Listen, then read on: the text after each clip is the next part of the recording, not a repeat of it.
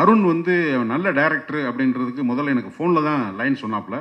அப்பாவா அப்படின்னோடனே எனக்கு கொஞ்சம் டயர்டு. இன்னைக்கு கவர்மெண்ட்டில் கூட்டி கொண்டு போய் குடும்ப கட்டுப்பாடு பண்ணிட போகிறாங்க, நிறையா பிள்ளை பார்க்குறேன்னு, அவ்வளோ பேத்துக்கு அப்பாவை நடிச்சு டயர்டாக இருக்குது அப்படின்ட்டு கதை சொல்லும்போது என்னென்னா, வெறும் ரெண்டு விதமான அப்பா தான். ஒன்று, அப்பா செய்கிறதெல்லாம் என்கரேஜ் பண்ணிட்டே மயம் பையன் பண்ணுறத பூரா என்கரேஜ் பண்ணுவார். நீ பண்ணுடா பார்த்துக்கலாம். உதாரணமாக குடிக்கிறாங்க, குடி, அம்மா வந்து திட்டம்.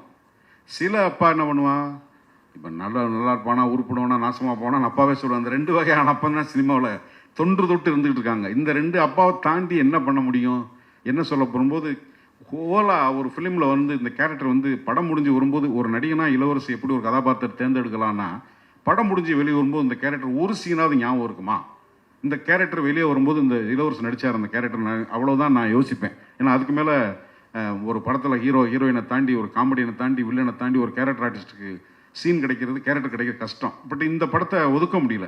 அந்த பையன் ப்ரெசென்ட் பண்ணும்போது ஷார்ட் ஆர்டராக சொன்னாப்புல. நான் அடிப்படையாக ஒரு கேமராமேன் இருக்கும்போது ஒரு சீனை கேட்கும்போது ஷார்ட் ஆர்டராக சொல்லும்போது மண்டையில் படம் ஓட ஆரம்பிக்கும். அருண் சொன்னதுக்கப்புறம் நான் எதுவுமே இல்லை, சரிப்பா அப்படின்னு போயிட்டேன். ஃபஸ்ட்டு டே சீன் வந்து பண்ண போகும்போது இந்த ஷாட் இது வரைக்கும், இந்த ஷாட் இது வரைக்கும், இந்த ஷாட் இது வரைக்கும் சொல்லணும்னா, ஒரு டைரக்டரோட கிளாரிட்டி, ஒரு ப்ரொடியூசருக்கு என்ன தேவைன்னா, இன்றைக்கி எடுக்க போகிறது சீன் என்ன, இன்றைக்கி போட்டிருக்க பிரேக் டவுன் என்ன, யார் யார் நடிகர், எத்தனை மணிக்கு வரணும், எப்போ போகணும், இன்றைக்கி இந்த சீன் இந்த லொக்கேஷன் முடிஞ்சிருவாங்கிறதுக்கு ஒரு டைரக்டர் கொடுத்துட்டா, இன்னைக்கு அப்பா ஒரு பெரிய இமாலய சாதனை வந்தது மாதிரி இருக்கும் ப்ரொடக்ஷனுக்கு. ஏன்னா எந்த சீன் எப்படி முடியுது, என்ன முடியுதுன்னு தெரியல. நடிக்க போகும்போது 3-4 கேமரா இருக்குது, வேறு ஆங்கிளில் வருது, வேறு வேக்கிங் வருது, எந்த ஷாட்டு மாஸ்டர் ஷாட்டாக வரும், எந்த ஷாட்டு எங்கே இன்டர்கட் ஆகும்லாம் தெரியல. ஆனால் இந்த படத்தில் அந்த குழப்பமெல்லாம் வேலை செஞ்ச அருண், உனக்கு நான் ரொம்ப நன்றி கடமைப்பட்டிருக்கேன்.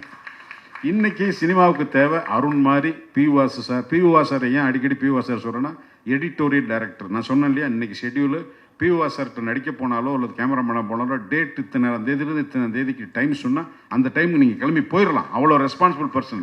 ஒரு ஸ்கூல். வாசு சாருங்கிறது பாரதி ராஜா மாதிரி, மணிரத்னம் மாதிரி. வாசு சாருங்கிறது ஒரு பிராண்ட்னா எடிட்டோரியல் டைரக்டர், டிசிப்ளின் டைரக்டர். அதுக்கு எனக்கு தெரிஞ்சு அவருடைய இடத்தை ஃபில்லப் பண்ணுறதுக்கு இந்த தலைமுறை டைரக்டருக்கு வாய்ப்பு கிடைச்சா அவன் மிகப்பெரிய அதிர்ஷ்டசாலி. அத்தனை ஹீரோஸோட ஒர்க் பண்ணியிருக்காரு, அத்தனை நிறுவனோட வேலை செஞ்சுருக்காரு. ஒரு டைரக்டர் அவ்வளோ நாள் ஜேர்னி பண்ணுறதெல்லாம் அவ்வளோ சாதாரணமாக கிடையாது. வாசு சார், உங்களுடைய பிளெஸிங்ஸ் இந்த பசங்களுக்கு இருக்கிறது எப்போவுமே ரொம்ப நன்றி சார்.